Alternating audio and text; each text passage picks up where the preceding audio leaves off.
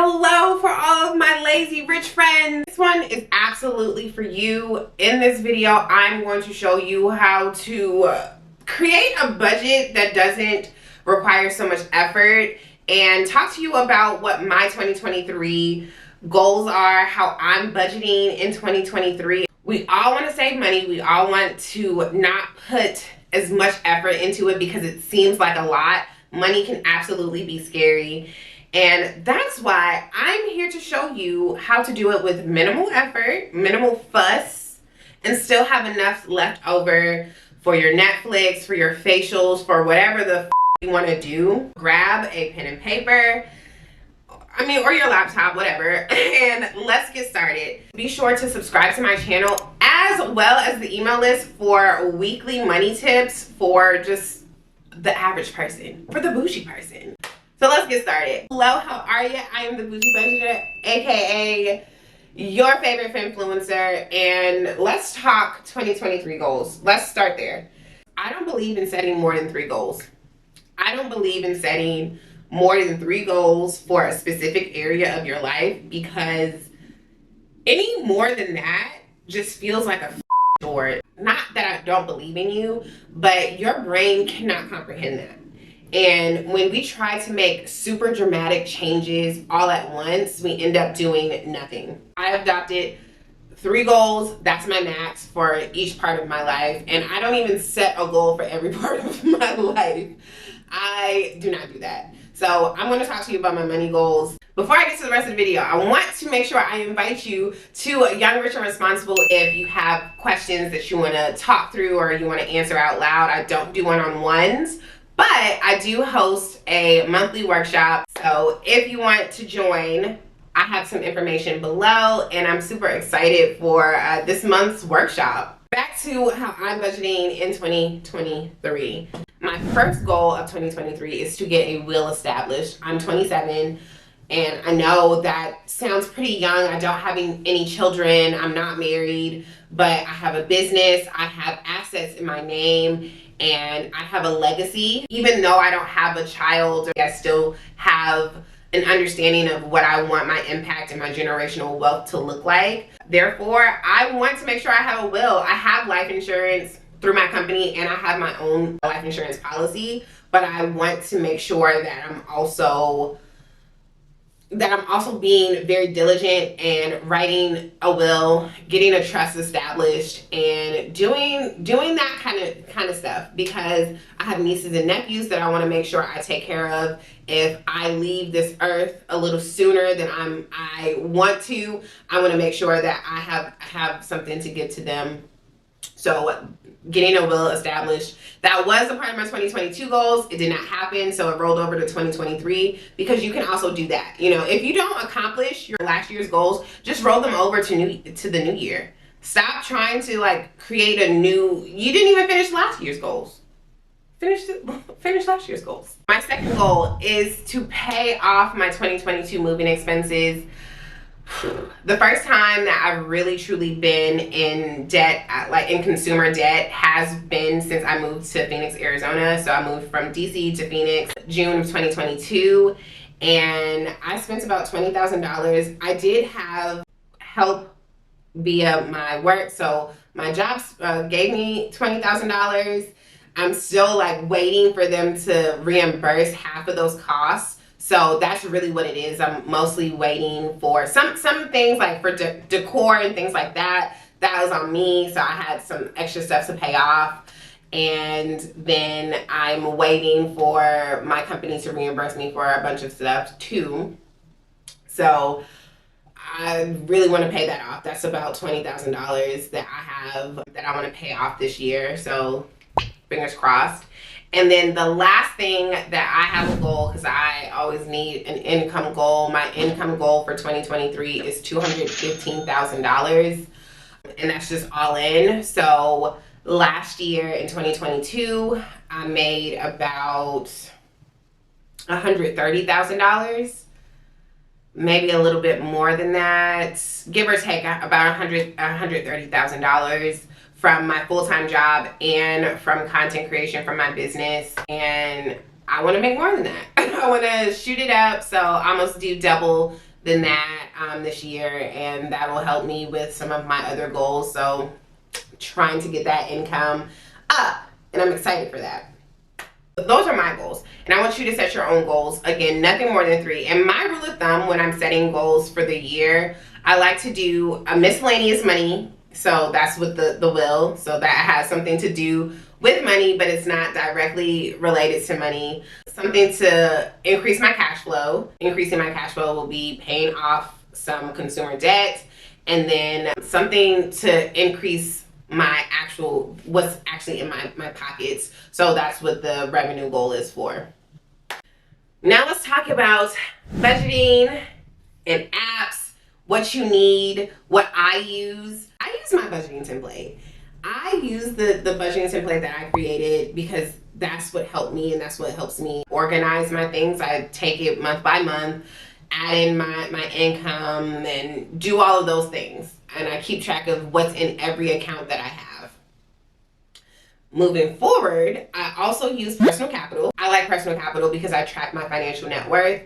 I don't really have a strong goal. I used to have the goal of getting to a 0 net worth. I did get there, and then I got into some debt. So whatever, but I'm not tracking it as closely, but I do like to see my cash flow and my spending habits, and I like the emails that they send. So shout out to Personal Capital for that. I also use Ally Investing. It's my favorite investing platform. I know other people use other things, but when it comes to investing and my individual portfolio, Ally has been my go-to. It has been super easy to use. I like how it feels. I like the interaction with it. It's just so much easier for me to view. So that's why I like Ally Investing. And then the other investing app that I'm using, just for fun, I like to use Public. It's the social media app for investing, and I just like how the interface is. I enjoy using it. I enjoy looking at what other people are looking at. I like to update my watch list. So if you are looking to like steal my strategy or see what stocks and stocks I'm watching, you are welcome to follow me on Public.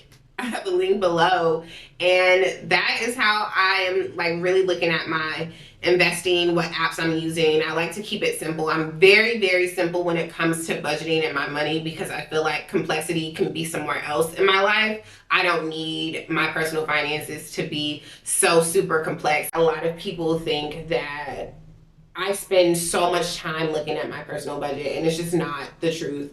I don't spend more than 20 minutes every payday looking at my personal budget. That's it. I don't want to do more than that. There's nothing that's more intricate than that. Again, I am very, very simple, straight to the point when it comes to my money, to my personal finances.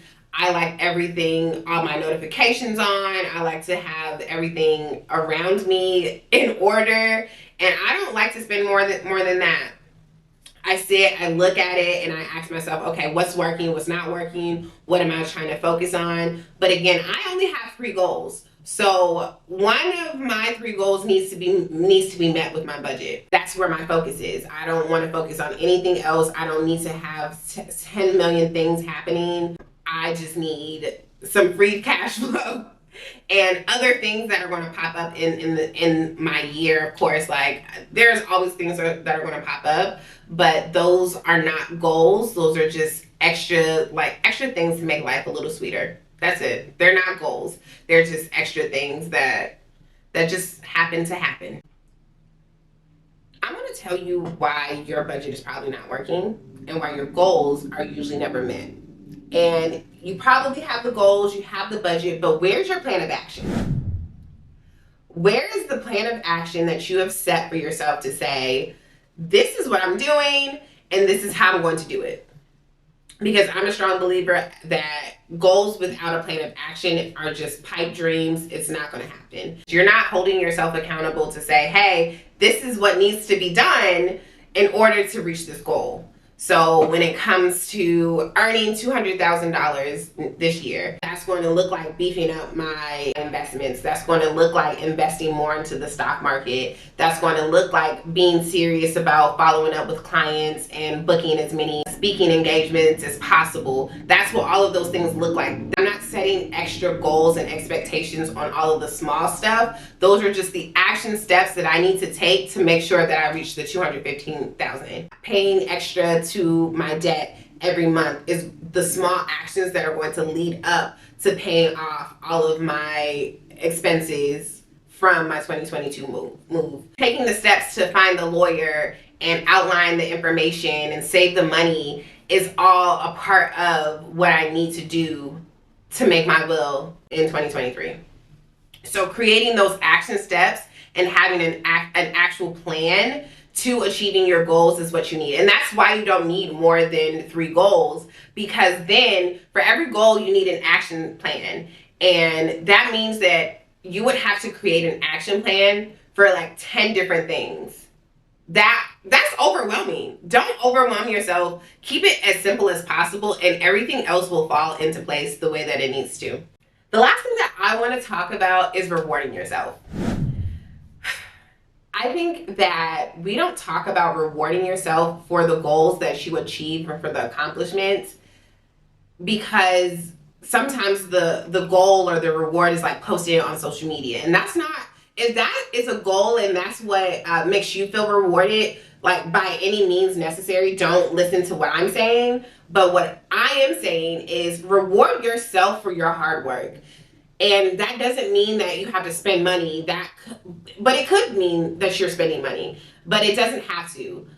Sometimes my reward after a long day of work, like I'm like, okay, I hit all of my goals. I recorded all of my videos. I'm super excited. You know what I'm going to do? I'm going to watch TV.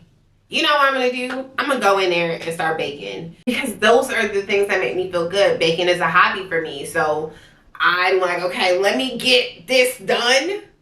If I can get these goals done, if I can check everything off of my checklist today, I'm going to relax by doing this. And I'm going to reward myself for that. And if I don't do it, then I don't get that reward. And we're going to try again the next day. And rewarding yourself feels good. Create something that feels like a reward. That you tell yourself, okay, I'm not going to do this. I'm not going to do this until I did what I said I was going to do, until I did all the hard stuff. Reward yourself. We're still children. We still have an inner child to answer to, and your inner child loves to be rewarded. So reward yourself, reward your inner child. For me, I like to reward myself with like ice cream. I like to bake. I like to sew, and all of those things take a lot of time from me. I can't do both at once. I'm like, okay, let me get this done, and then I'm gonna sew for a couple hours. Let me get this done, then I can bake some cookies. Let me get this done, and I'll go for a really long walk. I'm using those examples because when I'm working, I'm so in front of the screen. So my reward for myself is to get away from the screen. Whatever rewards look like for you, create a reward. And when you hit those goals, reward yourself. Reward yourself. And I promise you, it is going to feel so good. It's going to feel so good. And that's really all that I have for you. If you are wondering, I know I mentioned a little bit about increasing my cash flow for 2023. If you want to learn a little bit more, I have a podcast episode that is literally called Before I Start Investing, How Do I Increase My Cash Flow? And I'm going to be talking about all the things that you can do to increase your cash flow in 2023.